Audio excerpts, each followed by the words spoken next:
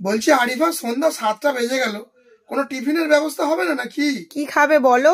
মানে এখন আবার বলতে হবে? তো তোমার কি খাবার ইচ্ছা হচ্ছে না বললে বুঝবো কি করে? কড়াইশুটির কচুরি করো।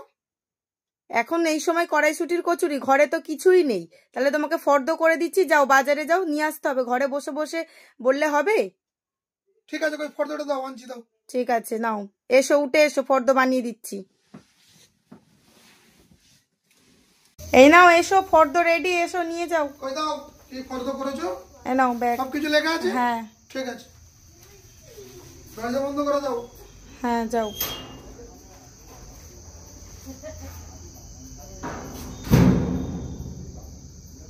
A few moments later. এসে গেছো? হ্যাঁ, নাও। কই নিয়ে আসো। ফর্দ কি সব লিখেছিলে? হিং, কড়াইশুটি, এগুলো তো লাগবে। সব আছে, নিয়ে নাও। ঠিক আছে, বসো, এবার আমি তৈরি করছি। বিরক্ত, আর ভালো লাগে না। সবসময় ফোন দেখবে আর যা তা খালি আবদার হবে। কি আর করবো, স্বামীর আবদার মানতে তো হবে। যাই, আর দেরি না করে এবার শুরু করে দিই। প্রথমে গ্রাইন্ডারে কড়াইশুটিগুলো দিয়ে দিলাম, তার সাথেই দিয়ে দেব আদা, কাঁচা লঙ্কা একেবারে পেস্ট করে নেব।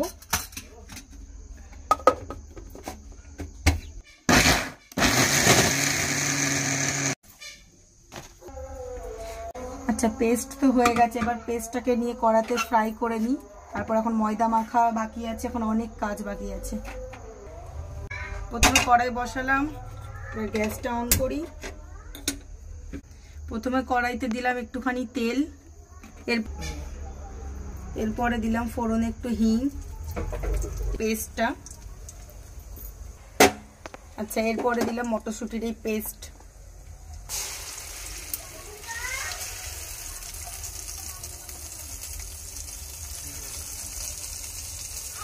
এবার একটু সামান্য লবণ দিয়ে দেব। লবণটাকে ভালো করে মিশিয়ে নেব। এই পুরটার স্বাদ আর একটু বাড়ানোর জন্য দিয়ে দিলাম সামান্য পরিমাণ ছাতু। পুর আমার অলমোস্ট রেডি হয়ে গেছে। দেখো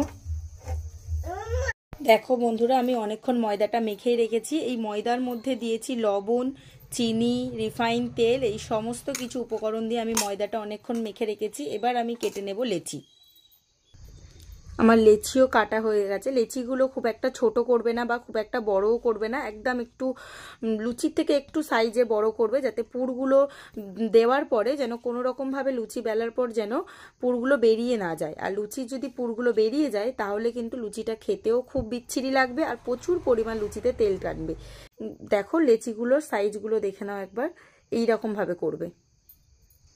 এবারে দেখো, এই রকম লেচিটা নেবে, একদম মাঝখান থেকে করবে না, এই দু সাইড দিয়ে এরকম করে একটু বাড়াবে, বাড়িয়ে নিয়ে এই রকম একটুখানি সামান্য পুর দিয়ে চারদিকে পুরো একদম এইরকম মুখটা মুড়ে দেবে, যাতে না কোনো রকমভাবে লেচির মধ্যে দিয়ে পুরটা বেরিয়ে না যায়। এটা আমার রেডি হয়ে যাবে।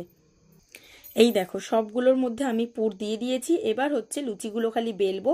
আমি তেল দিয়ে বেলবো, তোমরা কেউ যদি পারো ময়দা দিয়েও বেলতে পারো, যার যেটা ইচ্ছা।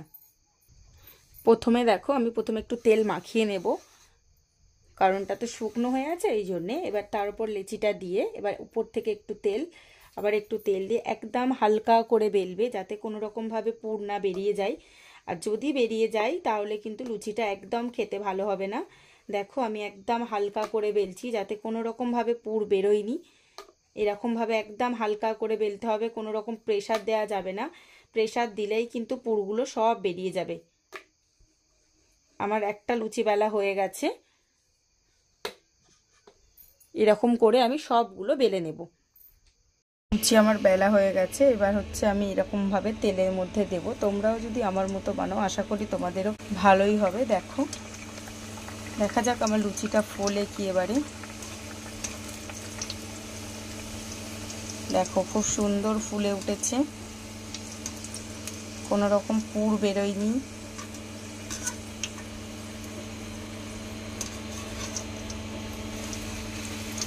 একদম পুরো খাস্তা খাস্তা।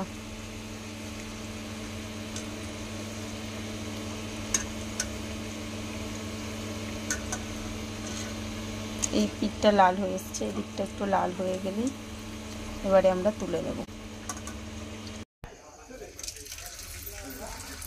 তোমরাও যদি আমার মতো এরকম ফুলকো ফুলকো কড়াইশুঁটির কচুরি করতে চাও তাহলে প্লিজ আমার চ্যানেলটিকে সাবস্ক্রাইব করে রাখবে, যাতে তোমাদের কোনো রকম ভিডিও খুঁজতে অসুবিধা না হয়।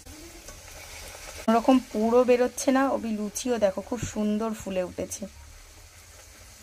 দেখো এর মধ্যে আমার অনেকগুলো কচুরি হয়ে গেছে।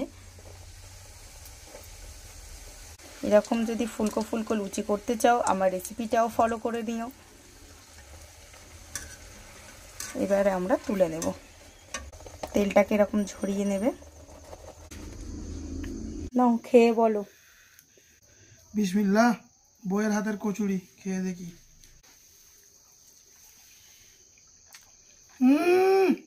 পরাণ জুড়িয়ে গেল। Thank you. ওয়েলকাম।